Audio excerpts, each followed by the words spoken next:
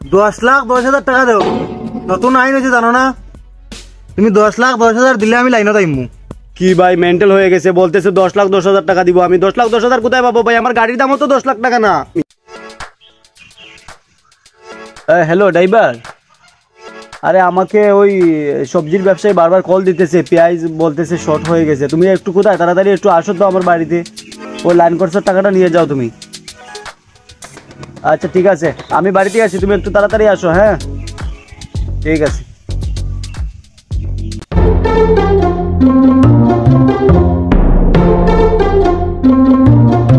দাদা আইছি, লাইন খরচটা লাইন যাইম গিয়ে আমি লাইন। হ্যাঁ ঠিক আছে, আমাকে ওই সবজির মালিক বারবার কল দিতেছে, বলতেছে ওর পেঁয়াজ নাকি শর্ট হয়ে গেছে, দামও নাকি বাড়তেছে। তুমি একটু তাড়াতাড়ি যাও ঠিক আছে, আর কালকের ভিতরে কিন্তু গাড়িটা নিয়ে আসবা। হ্যাঁ আচ্ছা ঠিক আছে।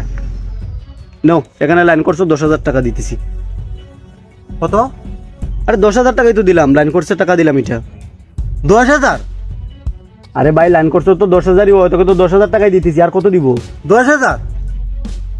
মেন্টাল হয়েছো নাকি তুমি? 10,000 টাকাই তো লাইন করছো, তাহলে দিব কত? 10,000 টাকাই তো দিতেছি না। 10,10,000 টাকা দেও। নতুন আইন হয়েছে জানো না? তুমি 10,10,000 দিলে আমি লাইনত আইমু।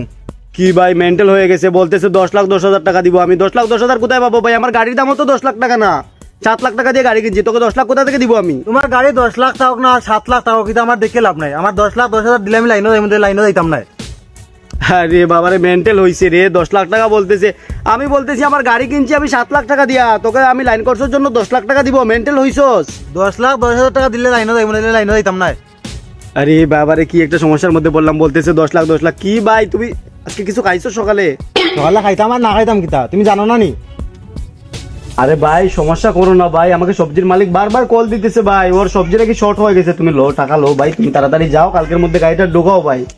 তুমি 10,10,000 টাকা দিলে আমি লাইনত আইমু, নাইলে আমি লাইনত যাইতাম না। তুমি বাংলা কথা বুঝো নাই তুমি?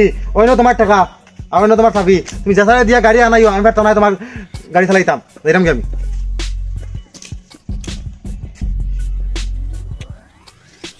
সবজির মালিক এবার আমি কি বলবো রে ভাই? টাকা দিয়ে গেল, গাড়ির চাবিও আমাকে দিয়ে গেল, গাড়িটাও কিভাবে আনাবো? হ্যাঁ কি জানি একটা সমস্যার মধ্যে পড়লাম। अरमान खान, आपका फोन बज रहा है। अरमान खान, आपका फोन बज रहा है। अरमान खान, कृपया अपना फोन उठाएं। সবজির মালিক কল দিতেছি, কি বলবো আমি ফোনটা ধরে? হ্যাঁ अरमान खान, कृपया अपना फोन उठाएं।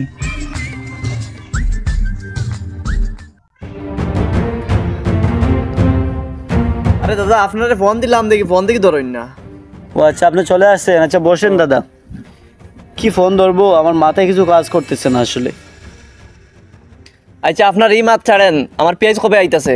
গোডাউনে মালও খালি হয়ে গেছে, তাড়াতাড়ি আনার ব্যবস্থা করেন। আপনি তো বলতেছেন দাদা আপনার মাল তাড়াতাড়ি নিয়ে আসার জন্য, আমি কি করে নিয়ে আসবো বলেন তো? দেখতে পাচ্ছেন না আমার হাতে টাকা, গাড়ির চাবি। কিছুক্ষণ আগে ড্রাইভার আসছিল, ওর কাছে লাইন কোর্সের টাকা 10,000 দিয়ে বললাম যাতে কালকের মধ্যে মালটা নিয়ে আসে তাড়াতাড়ি।